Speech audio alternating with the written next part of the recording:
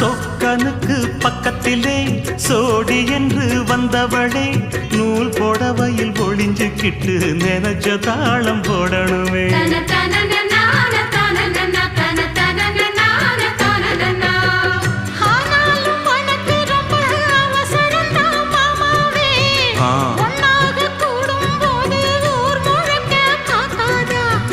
பார்த்தாலும் தவறு இல்ல பனியுறங்கும் ரோசாவே உன்னால சொத்த வச்ச மூக்குலதான் வைக்காதா.